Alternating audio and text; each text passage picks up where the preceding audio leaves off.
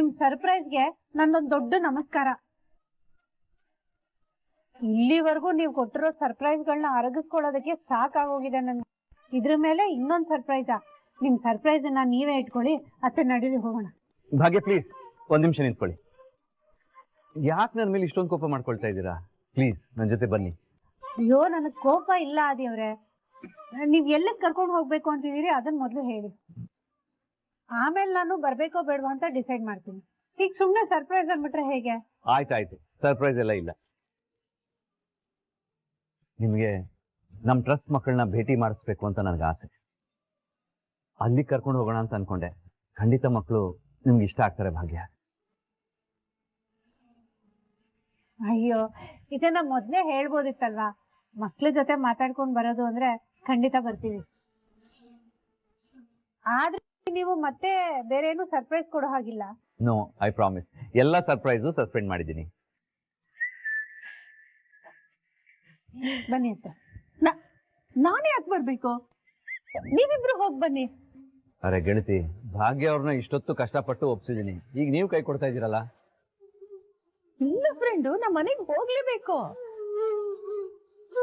ಸುನಂದ ಅವರು ಕ್ಯಾಂಟೀನ್ಗೆ ಹೋಗಿರ್ತಾರೆ. ಇಂಥ ಟೈಮ್ ನೋಡ್ಕೊಂಡು ನಮ್ಮ ಮನೆಯವರು ಕದ್ದು ಕದ್ದು ಸ್ವೀಟ್ ಎಲ್ಲ ತಿನ್ಬಿಡ್ತಾರೆ ಫ್ರೆಂಡು. ಅದಕ್ಕೆ ಅವ್ರನ್ನ ಒಬ್ಬರನ್ನೇ ಮನೇಲಿ ಬಿಟ್ಟು ಬರೋದು ಒಂದೇ, ಕಳ್ಳನ್ ಕೈಲಿ ಮನೆ ಬೀಗದ ಕೈ ಕೊಟ್ಟು ಬರೋದು ಒಂದೇ. ನಾ ಮನೆಗೆ ಹೋಗ್ತೀನಿ, ನೀವಿಬ್ರು ಹೋಗ್ಬನ್ನಿ. ಸರಿ, ಹುಷಾರಾಗಿ ಹೋಗಿ. ಇದು ಕೊಡಿ, ಇದು ಯಾಕೆ? ಹುಷಾರು.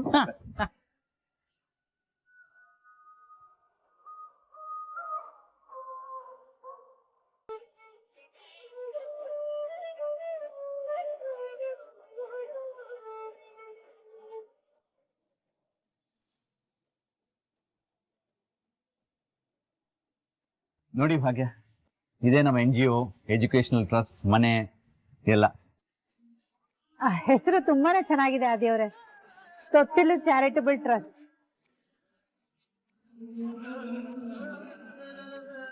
ಭಾಗ್ಯ, ಇದು ಬರೀ ಒಂದು ಟ್ರಸ್ಟ್ ಅಷ್ಟೇ ಅಲ್ಲ. ಹೆಸರಿನ ಹಾಗೆ ಮಕ್ಕಳನ್ನ ಹಾಯಾಗಿರಿಸೋ ಒಂದು ತೊಟ್ಲು. ನಿಮ್ಗೆ ಗೊತ್ತಿರೋ ಹಾಗೆ ಎಷ್ಟೇ ಸಮಾಧಾನ ಮಾಡಿದ್ರು ಅಳುವನ್ನ ನಿಲ್ಲಿಸದೇ ಇರೋಂಥ ಮಗು ಹೇಗೆ ತೊಟ್ಲಲ್ಲಿ ಹಾಕಿದ ತಕ್ಷಣನೇ ನಗನಗ್ತಾ ನಿದ್ರೆಗೆ ಜಾರುತ್ತೋ, ಹಾಗೆ ಅವ್ರವ್ರ ಮನೆಗಳಲ್ಲಿ ಏನೇ ಕಷ್ಟ ನೋವಿದ್ರು ಇಲ್ಲಿಗೆ ಬಂದ ತಕ್ಷಣ ಅದೆಲ್ಲವನ್ನ ಮರೆಸಿ ಆ ಮಕ್ಕಳನ್ನ ಖುಷಿಯಾಗಿರ್ಸೋದೆ ನಮ್ಮ ಜವಾಬ್ದಾರಿ. ಅಷ್ಟೇ ಅಲ್ಲ ಭಾಗ್ಯ, ಪ್ರತಿದಿನ ಸ್ಕೂಲಿಗೆ ಬಾ, ಓದು, ಎಕ್ಸಾಮ್ ಬರಿ, ಒಳ್ಳೆ ಮಾರ್ಕ್ಸ್ ಬಂದ್ರೆ ಪಾಸು, ಇಲ್ಲ ಅಂತಂದ್ರೆ ಗೇಟ್ ಪಾಸ್ ಅನ್ನೋ ಕಾನ್ಸೆಪ್ಟ್ ಇಲ್ಲಿಲ್ಲ. ಇಲ್ಲಿ ಬರೀ ಪುಸ್ತಕದ ಪಾಠ ಅಷ್ಟೇ ಅಲ್ಲ, ಜೀವನದ ಪಾಠನೂ ಕಲಿಸ್ತೀವಿ. ಆದಿಯವರೇ, ಇವಾಗಿನ ಕಾಂಪಿಟೇಟಿವ್ ವರ್ಲ್ಡ್ ಅಲ್ಲಿ ಈ ತರ ಎಜುಕೇಶನಲ್ ಸಿಸ್ಟಮ್ ಬಗ್ಗೆ ನಾನು ಎಲ್ಲೂ ಕೇಳೇ ಇಲ್ಲ. ಎಲ್ಲರೂ ಕಾಂಪಿಟಿಷನ್ಗೆ ರೆಡಿ ಆಗು ಅಂತ ಹೇಳ್ತಾರೆ, ಆದ್ರೆ ಇಲ್ಲಿ ಕಾಂಪಿಟಿಷನ್ಗೆ ಹೇಗೆ ರೆಡಿ ಆಗ್ಬೇಕು ಅನ್ನೋದನ್ನ ಹೇಳ್ಕೊಡ್ತೀವಿ. ಅದೇ ವ್ಯತ್ಯಾಸ. ಭಾಗ್ಯ, ಮನೆಯಲ್ಲಿ ಅನಾನುಕೂಲ ಇದ್ದು ಸ್ಕೂಲ್ಗೆ ಹೋಗಕ್ ಆಗದೆ ಇರೋ ಮಕ್ಕಳಿಗೆ ನಾವು ಇಲ್ಲೇ ವಸತಿ ಕೊಟ್ಟು ನೋಡ್ಕೋತೀವಿ. ಹಾಗೆ ಬೇರೆ ಬೇರೆ ದೂರಗಳಿಂದ ಕನ್ಸ್ಟ್ರಕ್ಷನ್ ವರ್ಕರ್ಸ್ ಬಂದಿರ್ತಾರೆ ನೋಡಿ, ಅವರು ತಮ್ಮ ಮಕ್ಕಳನ್ನ ಓದ್ಸಕ್ಕಾಗದೆ ಅಲ್ಲೇ ಆಟ ಆಡಕ್ ಬಿಟ್ಬಿಟ್ಟಿರ್ತಾರೆ. ಅಂಥ ಮಕ್ಕಳನ್ನ ಕರ್ಕೊಂಡ್ಬಂದು ನಾವಿಲ್ಲಿ ಎಜುಕೇಶನ್ ಕೊಡ್ತೀವಿ. ಸಂಜೆ ಕೆಲಸ ಆದ್ಮೇಲೆ ಆ ವರ್ಕರ್ಸ್ ಬಂದು ತಮ್ಮ ಮಕ್ಕಳನ್ನ ಕರ್ಕೊಂಡು ಹೋಗ್ತಾರೆ. ಯಾವ ಮಕ್ಕಳು ಪರಿಸ್ಥಿತಿಯಿಂದಾಗಿ ಶಿಕ್ಷಣ ವಂಚಿತರಾಗಬಾರ್ದು ಅನ್ನೋದು ನಮ್ಮ ಆಶಯ. ಹಾಯ್, ಚೆನ್ನಾಗಿ ಓದ್ಕೊಳ್ರಿ.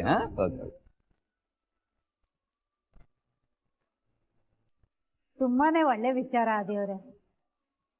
ನೀವು ಇದನ್ನೆಲ್ಲ ತುಂಬಾ ಸರಳವಾಗಿ ಹೇಳ್ತಿದ್ದೀರಿ, ಆದ್ರೆ ಇದ್ಯಾವುದು ಸಾಮಾನ್ಯವಾದ ವಿಷಯ ಅಲ್ಲ.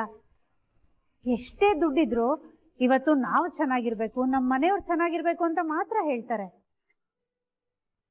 ಅಂಥದ್ರಲ್ಲಿ ನೀವು ಬೇರೆಯವ್ರು ಚೆನ್ನಾಗಿರ್ಲಿ, ಬೇರೆಯವ್ರ ಮಕ್ಳು ಚೆನ್ನಾಗಿರ್ಲಿ ಅಂತ ಇಷ್ಟೆಲ್ಲ ಮಾಡ್ತಿದ್ದೀರಲ್ಲ ಆದಿಯವರೇ, ನೀವು ನಿಜವಾಗ್ಲೂ ತುಂಬಾನೇ ಗ್ರೇಟ್. ನೋ ಭಾಗ್ಯ, ಹಾಗನ್ಬೇಡಿ. ಇದೆಲ್ಲ ಮಾಡೋದಕ್ಕೆ ಸ್ಫೂರ್ತಿ ಏನ್ ಗೊತ್ತಾ?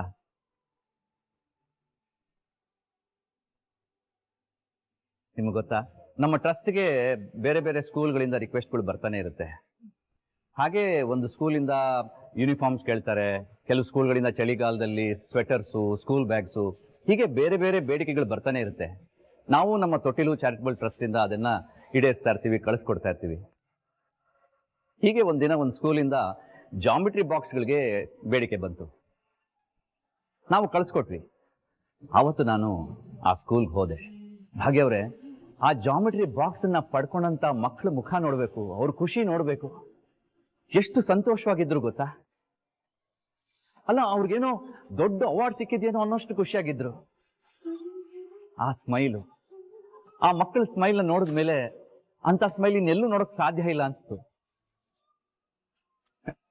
ಅವತ್ತೇನಾದ್ರೂ ನಾನು ಅಲ್ಲಿ ಹೋಗದೆ ಇದ್ದಿದ್ರೆ ಅಂತ ಬ್ಯೂಟಿಫುಲ್ ಮೊಮೆಂಟ್ ನ ಮಿಸ್ ಮಾಡ್ಕೊಂಡ್ಬಿಡ್ತಿದ್ದೆ ಅಲ್ವಾ ಭಾಗ್ಯ? ಅಂತ ಬ್ಯೂಟಿಫುಲ್ ಮೊಮೆಂಟ್ಸೇ ಇದೆಲ್ಲ ಮಾಡೋದಕ್ಕೆ ಸ್ಫೂರ್ತಿ. ದೇವ್ರೆ, ನಿಮ್ ಮಾತಲ್ಲೇ ಅರ್ಥ ಆಗ್ತಿದೆ ನಿಮ್ಗೆ ಇದೆಲ್ಲ ಎಷ್ಟು ಖುಷಿ ಕೊಡ್ತಿದೆ ಅಂತ. ಎಷ್ಟು ಮುಗ್ಧತೆಯನ್ನ ಮಾತಾಡ್ತಿದ್ದೀರಿ ನೀವು. ಆದ್ರೆ ಮಾಡ್ತಿರೋ ಕೆಲಸ ಮಾತ್ರ ತುಂಬಾನೇ ದೊಡ್ಡದು.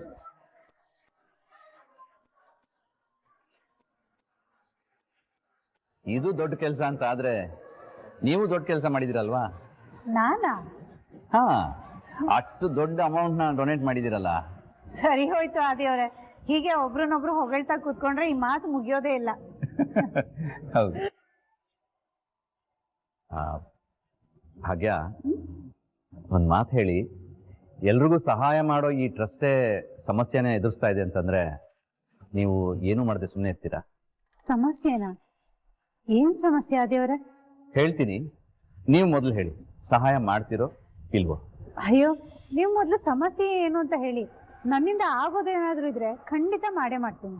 ಯಾವುದೇ ಸಮಸ್ಯೆ ಬಂದಾಗ ನೀವು ತಗೊಳ್ಳೋ ನಿರ್ಧಾರ, ನೀವು ಯೋಚನೆ, ಇದೆಲ್ಲವನ್ನ ನೋಡಿದಾಗ ನೀವೇ ಇದಕ್ಕೆ ಸೂಟಬಲ್ ಅಂತ ನನ್ಗನ್ನಿಸ್ತಾ ಇದೆ. ಈ ಸಂಸ್ಥೆಯಲ್ಲಿ ಒಂದು ಪೋಸ್ಟ್ ಖಾಲಿ ಇದೆ, ನೀವು ಆ ಜವಾಬ್ದಾರಿನ ತಗೊಳ್ತೀರಾ? ಜವಾಬ್ದಾರಿನ? ಅದು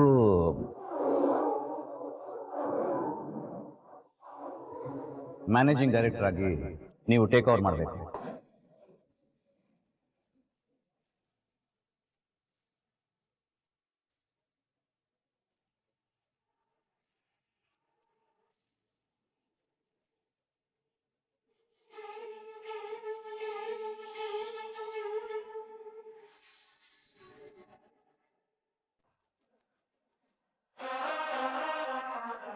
ಯಾಕೆ ಭಾಗ್ಯ ಅವರೇ ಏನು ಮಾತಾಡ್ತಾ ಇಲ್ಲ? ನಾನೇನ್ ಮಾತಾಡ್ಲಿ? ಅಲ್ಲ ಆದಿಯವ್ರೆ, ನೀವೇನ್ ಮಾತಾಡ್ತಿದ್ದೀರಿ ಅಂತ ಏನಾದ್ರೂ ನಿಮಗ್ ಗೊತ್ತಿದೆಯಾ? ತಮಾಷೆ ಮಾಡ್ತಿದ್ದೀರಾ ನನ್ ಜೊತೆ? ತಮಾಷೆನ? ಇರೋದನ್ನೇ ಹೇಳ್ತಾ ಇದ್ದೀನಿ. ನಮ್ಮ ತೊಟ್ಟಿಲು ಚಾರಿಟಬಲ್ ಟ್ರಸ್ಟ್ಗೆ ಮ್ಯಾನೇಜಿಂಗ್ ಡೈರೆಕ್ಟರ್ ಆಗಿ ನೀವು ಬರೋದಕ್ಕೆ ಒಪ್ಕೋತಿರೋ ಇಲ್ವೋ? ಆದಿಯವ್ರೆ, ನಿಮ್ಗೆ ಯಾಕೆ ಏನು ಅರ್ಥ ಆಗ್ತಿಲ್ವಾ? ನಿನ್ನೆ ನೋಡಿದ್ರೆ ಒಂದ್ ಸಣ್ಣ ಫಂಕ್ಷನ್ ಇದೆ ಬನ್ನಿ ಅಂದ್ರಿ, ಇಲ್ಲಿ ನೋಡಿದ್ರೆ ಅಷ್ಟು ದೊಡ್ಡ ಫಂಕ್ಷನ್ ಮಾಡಿ ಸನ್ಮಾನ ಎಲ್ಲ ಮಾಡಿದ್ರಿ. ಇವಾಗ ನೋಡಿದ್ರೆ ಟ್ರಸ್ಟ್ ಜಾಗ ತೋರಿಸ್ತೀನಿ ಅಂತ ಕರ್ಕೊಂಡ್ ಬಂದು ಇಷ್ಟು ದೊಡ್ಡ ಜವಾಬ್ದಾರಿ ತಗೊಳ್ತೀರಾ ಅಂತ ಕೇಳ್ತಿದ್ದೀರಿ. ಅಲ್ಲ, ನಿಮ್ಮನ್ನ ನೀವು ಏನ್ ಅನ್ಕೊಂಡಿದ್ದೀರಿ? ನನ್ನ ಬಗ್ಗೆ ನಾನು ಏನು ಅನ್ಕೊಂಡಿಲ್ಲ, ಆದ್ರೆ ನಿಮ್ ಬಗ್ಗೆ ಎಲ್ಲ ತಿಳ್ಕೊಂಡಿದ್ದೀನಿ. ನೋಡಿ ಆದಿಯವ್ರೆ, ನನಗೆ ಇಷ್ಟು ದೊಡ್ಡ ಜವಾಬ್ದಾರಿನ ತಗೊಳ್ಳೋ ಯಾವ ಅರ್ಹತೆನೂ ಇಲ್ಲ. ಸುಮ್ಮನೆ ನಾನ್ ನಿಮ್ಗೆ ಪರಿಚಯ ಇದ್ದೀನಿ ಅಂದ ಮಾತ್ರಕ್ಕೆ ನೀವು ಈ ಥರ ಎಲ್ಲ ಮಾಡಬೇಡಿ ಪ್ಲೀಸ್.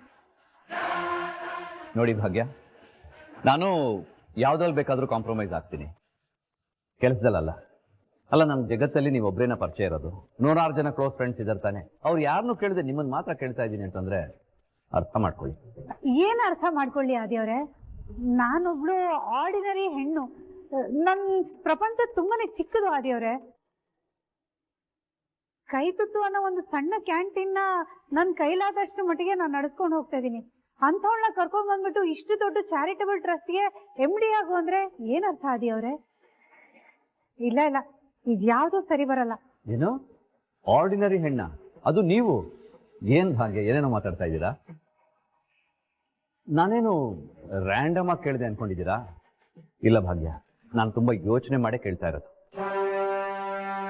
ನಿಮ್ ಬಗ್ಗೆ ತಿಳ್ಕೊಂಡೇ ಮಾತಾಡ್ತಾ ಇರೋದು. ನನ್ ಬಗ್ಗೆ ತಿಳ್ಕೊಂಡ? ಅಲ್ಲ, ನೀವ್ ಏನ್ ಮಾತಾಡ್ತಿದ್ದೀರಿ ಅಂತಾನೆ ನನಗೆ ಅರ್ಥ ಆಗ್ತಿಲ್ಲ. ನಾನು ಅರ್ಥ ಮಾಡಿಸ್ತೀನಿ. ಅವತ್ತು ವರಮಹಾಲಕ್ಷ್ಮಿ ಹಬ್ಬದ ದಿನ ಇಬ್ರೇ ಬರ್ತಾರೆ ಅನ್ಕೊಂಡು ಅವ್ರಿಗಷ್ಟೇ ಅಡ್ಗೆ ಮಾಡಿದ್ವಿ. ಆದ್ರೆ ನಾವೆಲ್ಲರೂ ಬಂದಾಗ ಆ ಕ್ರೈಸಿಸ್ ಸಿಚುವೇಶನ್ನ ನೀವೇ ಮುಂದೆ ನಿಂತು ಹ್ಯಾಂಡಲ್ ಮಾಡಿದ್ರಿ, ನೆನಪಿದೆಯಾ? ರೈಸ್, ಪುಳಿಯೋಗರೆ, ಪಾಯಸ, ಒಬ್ಬಟ್ಟು ಅಂತೆಲ್ಲ ತುಂಬಾ ವೆರೈಟಿ ಅಡುಗೆಗಳನ್ನ ನೀವೇ ಮುಂದೆ ನಿಂತು ರೆಡಿ ಮಾಡಿದ್ರಿ. ಆ ಥರ ಕ್ರೈಸಿಸ್ನ ಹ್ಯಾಂಡಲ್ ಮಾಡೋರ್ಗೆ ಈ ಪೋಸ್ಟ್ ಏನ್ ಮಹಾ? ಏನ್ ಹೇಳ್ತಿದ್ದೀರಿ ಆದಿಯವರೇ ನೀವು? ರೈಸು, ಪುಳಿಯೋಗರೆ, ಪಾಯಸ, ಒಬ್ಬಟ್ಟು ಮಾಡೋದಕ್ಕೂ ಇಷ್ಟು ದೊಡ್ಡ ಜವಾಬ್ದಾರಿ ತಗೊಳ್ಳೋದಕ್ಕೂ ಏನಾದ್ರೂ ಸಾಧ್ಯ ಇದೆಯಾ? ಇಲ್ಲ ಅಲ್ಲ, ಎರಡಕ್ಕೂ ಅಜಗಜಾಂತರ ವ್ಯತ್ಯಾಸ ಇದೆ. ಸುಮ್ಮನೆ ಏನೇನೋ ಮಾತಾಡ್ಬೇಡಿ. ನನಗೆ ಮಕ್ಕಳಿಗೆಲ್ಲ ನನ್ನ ಕೈಲಾದಷ್ಟು ಸಹಾಯ ಮಾಡಬೇಕು ಅಂತಿತ್ತು, ಅದನ್ನ ಮಾಡಿದೆ, ಅದು ಅಲ್ಲಿಗೆ ಮುಗೀತು. ನನಗೆ ನಂದೇ ಆದ ಬಿಸ್ನೆಸ್ ಇದೆ, ಚಿಕ್ಕದೇ ಆದ್ರೂ ಸರಿ, ಅದನ್ನ ಮಾಡ್ಕೊಂಡು ಆರಾಮಾಗಿದ್ದೀನಿ. ಭಾಗ್ಯ, ನೀವೇನು ಇಲ್ಲಿ ಫುಲ್ ಟೈಮ್ ಕೆಲಸ ಮಾಡಬೇಕು ಅಂತೇನಿಲ್ಲ. ನಿಮ್ ಬಿಸ್ನೆಸ್ ಮಾಡ್ಕೊಂಡು ಅದ್ರ ಜೊತೆಗೆ ಇಲ್ಲಿ ಮಾಡಿದ್ರೆ ಸಾಕು. ಆಮೇಲೆ ನೀವು ಈಗಲೇ ಉತ್ತರ ಕೊಡಬೇಕು ಅಂತ ಏನಿಲ್ಲ. ಮನೆಗೆ ಹೋಗಿ ಆರಾಮಾಗಿ ಯೋಚನೆ ಮಾಡಿ ಆಮೇಲೆ ತಿಳಿಸಿ. ಅಯ್ಯೋ, ನಿಮ್ಗೆ ಅರ್ಥನೇ ಆಗ್ತಿಲ್ವಾ? ನನ್ನ ನಿರ್ಧಾರನ ನಾನು ಈಗಾಗಲೇ ತಿಳಿಸಾಗಿದೆ. ನನ್ನ ಕೈಯಲ್ಲಿ ಇದಾಗಲ್ಲ, ನಾನು ಮಾಡೋದಿಲ್ಲ. ಸರಿ, ಯೋಚನೆ ಮಾಡಿ ನಾಳೆ.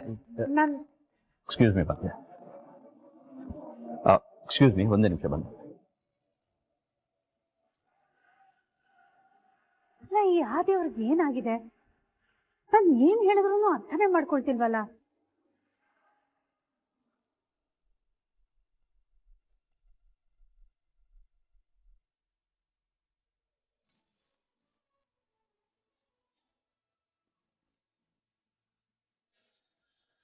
ಸಗರೆ ಮಗರೆ ಸನಿ ಸಗರೆ ಪ ಗಮ ಪಸದ ಮಾಗ ಸಗರೆ ಮಗರೆ ಸನಿ ಸಗರೆ ಪ ಗಮ ಪಸದ ಮದ ಗಮ ಮಗರೆ ಸನಿ ಪ.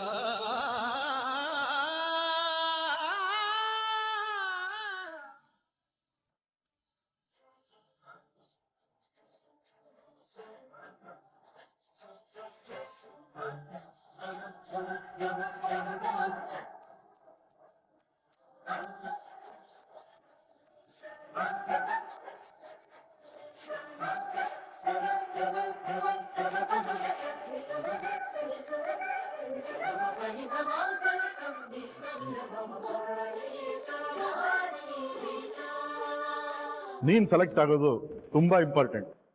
ನಿನಗೆ ಕೆಲಸ ಕೊಡ್ಸೋದಕ್ಕೆ ತುಂಬಾ ಕಷ್ಟಪಡ್ತಾ ಇದ್ದೀನಿ. ನೀನ್ ಜಾಯಿನ್ ಆಗೋದ್ರಿಂದ ನಾವು ಲಾಭ ಮಾಡ್ಕೋಬೇಕು ಅಷ್ಟೇ. ಗಮನ ಇಟ್ಟು ಕೇಳಿಸ್ಕೊ, ಇಲ್ಲಿ ದುಡ್ಡಿನ ನದಿನೇ ಹರಿಯುತ್ತೆ. ನೀನ್ ಮಾಡೋ ಕೆಲಸ ಸಿಂಪಲ್, ಆ ದುಡ್ಡಿನ ನದಿನ ನಮ್ಮ ಸಮುದ್ರಕ್ಕೆ ಸೇರಿಸ್ಬೇಕು. ಗೊತ್ತಾಯ್ತಾನೆ? ಓಕೆ ಬಾಸ್, ನೀವು ಹೇಳ್ದಾಗೆ ಮಾಡ್ತೀನಿ. ಆದರೆ ಇಂಟರ್ವ್ಯೂ ಹೇಗೆ ಪಾಸ್ ಮಾಡೋದು ಬಾಸ್? ನೀನ್ ಅದನ್ನೆಲ್ಲ ಟೆನ್ಷನ್ ಮಾಡ್ಕೋಬೇಡ. ನಾಳೆ ಸರಿಯಾದ ಟೈಮಿಗೆ ಇಲ್ಲಿಗೆ ಬಂದ್ರೆ ಸಾಕು. Okay boss. ಮಿಕ್ಕಿದ್ದೆಲ್ಲ ನಮ್ಮ ಬಿಗ್ ಫಿಶ್ ನೋಡ್ಕೊಳ್ತಾರೆ. ಇಲ್ಲಿ ಪ್ರತಿ ತಿಂಗಳು ಲಕ್ಷಾಂತರ ರೂಪಾಯಿ ಟ್ರಾನ್ಸಾಕ್ಷನ್ ಆಗ್ತಾ ಇರುತ್ತೆ. ಅದನ್ನೆಲ್ಲ ನಾವು ಲಾಭ ಮಾಡ್ಕೋಬೇಕು. ಲಾಭದಲ್ಲಿ ಬಿಗ್ ಫಿಶ್ 20% ಕಮಿಷನ್ ತಗೊಳ್ತಾ ಇದ್ದಾರೆ. ಬಿಲ್ನ ಫೋರ್ಜರಿ ಮಾಡ್ತೀವೋ ಬಿಡ್ತೀವೋ ಗೊತ್ತಿಲ್ಲ, 10% ಲಾಭ ಅಂತೂ ನಮಗೆ ಆಗ್ಲೇಬೇಕು. ಏನ್ ನಡೀತಾ ಇದೆ ಇಲ್ಲಿ? ಅಲ್ಲ, ಆದಿಯವರು ಇಲ್ಲಿ ಇಷ್ಟು ಒಳ್ಳೆ ಕೆಲಸ ಮಾಡ್ತಿದ್ದಾರೆ, ಆದ್ರೆ ಇವ್ರು ಯಾರೋ ಬಿಲ್ ಫೋರ್ಜರಿ ಮಾಡೋಣ, ದುಡ್ಡು ಮಾಡೋಣ, ಕಮಿಷನ್ ಹೊಡೆಯೋಣ ಅಂತೆಲ್ಲ ಮಾತಾಡ್ತಿದಾರಲ್ಲ. ಯಾರು ಇವರೆಲ್ಲ? ಆದಿಯವ್ರಿಗೆ ಮೊದ್ಲು ಇದನ್ನೆಲ್ಲ ಹೇಳ್ಬೇಕು.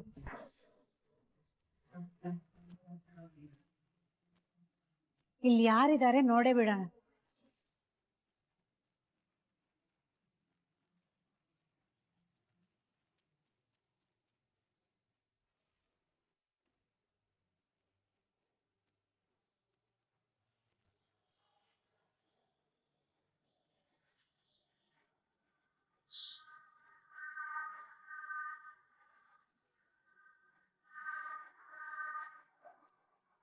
ಕನ್ನಿಕಾನ ಇವಳೇನ್ ಮಾಡ್ತಿದ್ದಾಳೆ ಇಲ್ಲಿ?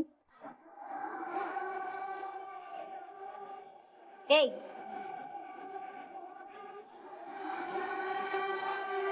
ನೀನೇನ ಮಾಡ್ತಿದ್ದೆ ಅಲ್ಲಿ? ನನ್ನನ್ನ ಕರ್ಕೊಂಡ್ ಬಂದ್ರು. ನೀನಿಲ್ಲಿ ಏನ್ ಮಾಡ್ತಿದ್ಯಾ? ಇಡಿಯಟ್, ನೀನೇನ ನನ್ನ ಕೇಳೋದು? ಹೇ ಲಿಟಲ್ ಡೆವಿಲ್, ಇದೇನ್ ಮಾಡ್ತಾ ಇದೀಯಾ? ಬ್ರೋ, ನಾನು ಆವಾಗ ಬಂದ್ ಹೋಗ್ತಿರ್ತೀನಿ, ಇಲ್ಲಿ ನೋಡ್ಕೊಳಕ್ ಯಾರು ಇಲ್ವಲ್ಲ, ಏನ್ ನಡೀತಿದೆ ಏನು ಅಂತ ಚೆಕ್ ಮಾಡ್ಕೊಂಡು ಹೋಗ್ತೀನಿ. ಓ, ಇದಕ್ಕೆಲ್ಲ ಟೈಮ್ ಇದೆಯಾ ನಿನಗೆ?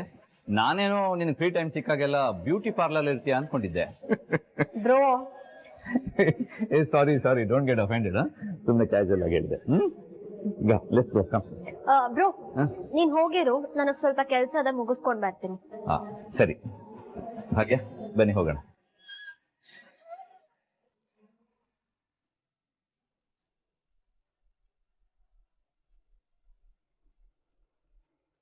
ಇಲ್ಲಿ ಪ್ರತಿ ತಿಂಗಳು ಲಕ್ಷಾಂತರ ರೂಪಾಯಿ ಟ್ರಾನ್ಸಾಕ್ಷನ್ ಆಗ್ತಾ ಇರುತ್ತೆ. ಲಾಭದಲ್ಲಿ ಬಿಗ್ ಫಿಶ್ 20% ಕಮಿಷನ್ ತಗೊಳ್ತಾ ಇದ್ದಾರೆ.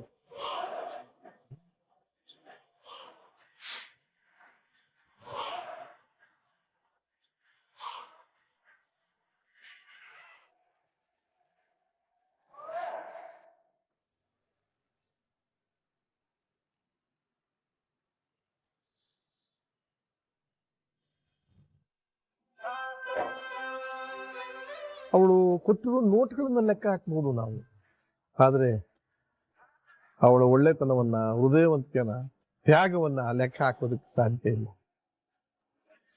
ಬೆಲೆನೇ ಕಟ್ಟಕ್ಕಾಗದೇ ಇರೋ ಸಂಪತ್ತು. ಅಕ್ಕ, ಇವತ್ತು ಮಾವ ನಿನ್ ಬಗ್ಗೆ ಮಾತಾಡಿದ್ದು ನಿನಗೆ ಎಷ್ಟು ಖುಷಿ ಆಯ್ತು, ಅದಕ್ಕಿಂತ ಜಾಸ್ತಿ ಖುಷಿ ನನ್ಗಾಯ್ತು. ಅವ್ರ ಜೀವನದಲ್ಲಿ ಅವರು ಎಂತೆಂತ ಜನಗಳನ್ನ ನೋಡಿದ್ದಾರೆ.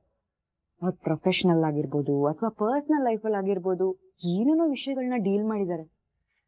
ಅಷ್ಟೆಲ್ಲ ಅನುಭವ ಇರೋರು ನಿನ್ ಬಗ್ಗೆ ಅಷ್ಟೆಲ್ಲ ಮಾತಾಡಿದ್ರಲ್ಲ, ಅಲ್ಲೇ ನೀನ್ ಅರ್ಥ ಮಾಡ್ಕೋಬೇಕು ಅವ್ರು ನಿನ್ ಬಗ್ಗೆ ಎಷ್ಟು ಗೌರವ ಇಟ್ಕೊಂಡಿದ್ದಾರೆ ಅಂತ.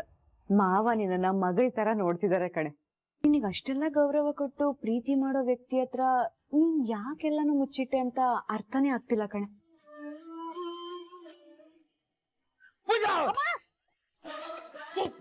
ಏನಾಯ್ತು ನಿನ್ಗೆ? ಯಾಕಂತ ತಿರ್ಸ್ತಿದ್ಯಾ? Surprise surprise.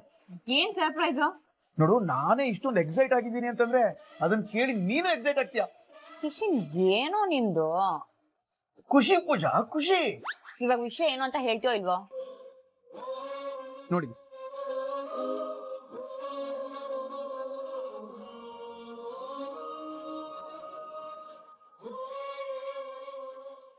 ಏನಿದೆಲ್ಲ? ಪೂಜಾ, ನಾವು ಹನಿಮೂನಿಗೆ ಪ್ಲಾನ್ ಮಾಡ್ತಿದೀವಲ್ಲ, ಸೊ ನಾವು ಎಲ್ಲಿಗೆ ಹೋಗ್ತಿದೀವಿ, ಯಾವ ಪ್ಲೇಸ್ ನೋಡ್ತಿದೀವಿ, ಎಲ್ಲಿ ಸ್ಟೇ ಆಗ್ತಿದೀವಿ, ಎಲ್ಲ ಡೀಟೇಲ್ಸ್ ಇದ್ರೊಳಗಿದೆ. ನಾನು ಲಾಸ್ಟ್ ಟೈಮ್ ನಿನಗೆ ತೋರಿಸಿದ್ದೆ. ಇವಾಗ ಅದರಲ್ಲಿ ಒಂದು 4 ಫೈನಲ್ ಮಾಡಿದೀನಿ. ನಿನ್ಗೆ ಯಾವ್ದು ಇಷ್ಟನೋ ಒಂದು ಫೈನಲ್ ಮಾಡು. ಮತ್ತೆ ಶುರು ಹಚ್ಕೊಂಡ್ಯಾ ನೀನು? ಮತ್ತೆ ಶುರು ಮಾಡಿದೆ ಅಂದ್ರೆ ಏನರ್ಥ? ನಾನ್ ಪೋಸ್ಟ್ಪೋನ್ ಮಾಡಿದ್ದು ಆದಿ ಅಣ್ಣ ಇಲ್ಲಿ ಇಲ್ಲ ಅಂತ. ಈಗ ಬಂದಿದ್ದಾನಲ್ವಾ, ಇನ್ನೇನ ತಡ ಮಾಡೋದು? ಕಿಶನ್, ಭಾವ ಬಂದು ಇನ್ನು 3 ದಿನನೂ ಆಗಿಲ್ಲ. ನಾವ್ ಹೊರಟ್ರೆ ಹೇಗೆ ಹೇಳು? ಅವ್ರು ಬರದೇ ಕಾಯ್ತಾ ಇದ್ವಿ ಅಂತ ಅನ್ನೋ ತರ ಆಗಲ್ವಾ? ಇಲ್ಲ ಅಂದ್ರೂ ನಾವು ಅದಕ್ಕೆ ತಾನೇ ಕಾಯ್ತಾ ಇದ್ದೀರಾ. ಕಿಶನ್, ಸಿಲ್ಲಿಯಾಗಿ ಮಾತಾಡ್ಬೇಡ ಕಣೋ. ನಾನ್ ಏನ್ ಹೇಳ್ತಾ ಇದ್ದೀನಿ ಅಂತ ಅರ್ಥ ಮಾಡ್ಕೊ. ಅಲ್ಲ, ನಾವು ಡೆಸ್ಪರೇಟ್ ಆಗಿ ಹನಿಮೂನಿಗೆ ಹೋಗಕ್ ಕಾಯ್ತಾ ಇದೀವಿ ಅಂತ ಅನ್ಸಲ್ವಾ ಅವ್ರಿಗೆ? ಆ ತರ ಎಲ್ಲ ಆದಿ ಅಣ್ಣ ಏನು ಅನ್ಕೊಳ್ಳಲ್ಲ. ನೀನ್ ಫೈನಲ್ ಹೋಗೋ. ಪೂಜಾ ಕೂತ್ಕೋ.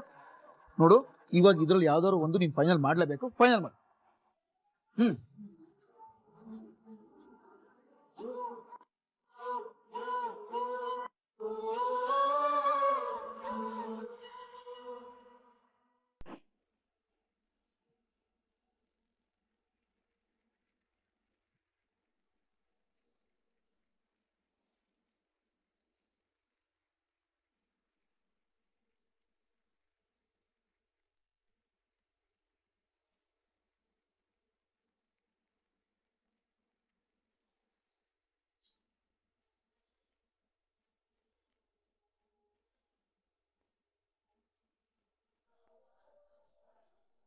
ಹಾಯ್ ತಾಂಡವ್.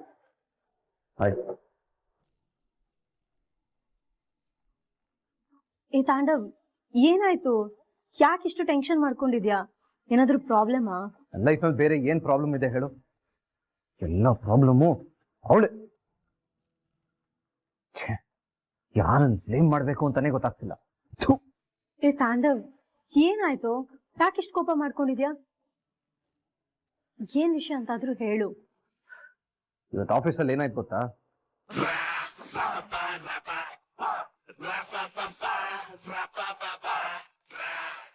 ನಮ್ಮ ಟ್ರಸ್ಟ್ಗೆ ದೇಶ ವಿದೇಶಗಳಿಂದ ಡೊನೇಟ್ ಮಾಡಿದ್ದಾರೆ. ಆದ್ರೆ ಇತ್ತೀಚೆಗೆ ಒಬ್ಬ ಸ್ಪೆಷಲ್ ಡೋನರ್ ನಮ್ಮ ಟ್ರಸ್ಟ್ಗೆ 25 ಲಕ್ಷ ಡೊನೇಟ್ ಮಾಡಿದ್ದಾರೆ. ಆ ಸ್ಪೆಷಲ್ ಗೆಸ್ಟ್ ಬೇರೆ ಯಾರು ಅಲ್ಲ, ನಮ್ಮ ಭಾಗ್ಯ.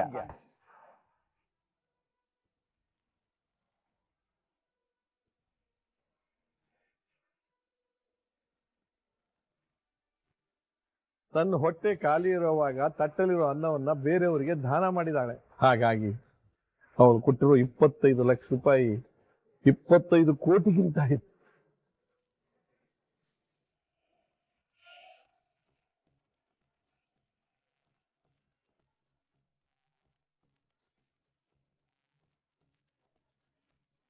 ಏ ತಾಂಡವ್, ನಿನ್ ಬ್ರದರ್ಗೆ ಏನಾದ್ರು ತಲೆ ಕೆಟ್ಟಿದ್ಯಾ? ಅವ್ರು ಏನ್ ಮಾಡಕ್ ಹೊರಟಿದ್ದಾರೆ ತಾಂಡವ್? ಅಷ್ಟಕ್ಕೆ ಅವ್ಳು ಮಾಡಿರೋ ಸಾಧನೆ ಏನು? ಏನೋ ಅವಳು ದುಡ್ಡಿರೋ ದುಡ್ಡಲ್ಲಿ ದಾನ ಮಾಡಿರೋ ತರ ಬಿಟ್ಟಿ ಸಿಕ್ಕಿರೋ ದುಡ್ಡನ್ನ ದಾನ ಮಾಡಿದಾಳೆ. ಅದಕ್ಕೆ ಅವಳು ಕರೆದು ಸನ್ಮಾನ ಮಾಡೋದು, ಅದಕ್ಕೆ ಹಾಡಿ ಹೊಗಳದ? ಏನಿದು ತಾಂಡವ್? ನಿನ್ ಬ್ರದರ್ ಏನ್ ಯೋಚನೆ ಮಾಡ್ತಿದ್ದಾರೆ ಅಂತ? ಅದು ಹಾಗಲ್ಲ ತಾಂಡವ್, ನೀನ್ ಅವ್ರನ್ನ ಜಸ್ಟಿಫೈ ಮಾಡೋದಕ್ ಬರ್ಬೇಡ. ತಾಂಡವ್ ಸ್ಟುಪಿಡಿಟಿಗೆ ಒಂದು ಇತಿ ಮಿತಿ ಅಂತ ಇರುತ್ತೆ. ನಿನ್ ಬ್ರದರ್ ಅದನ್ನು ದಾಟ್ಬಿಟ್ಟಿದ್ದಾರೆ. ಇಂಥ ದೊಡ್ಡ ಶಿಖಾಮಣಿನ ನನ್ ಲೈಫ್ ಅಲ್ಲೇ ನೋಡಿರ್ಲಿಲ್ಲ. ಅಲ್ಲ, ಈ ಮಾದಿ ಬ್ರದರ್ ಅಷ್ಟಕ್ಕೂ ಏನು ಭಾಗ್ಯದಿಂದ ಬಿದ್ದಿದ್ದಾರೆ?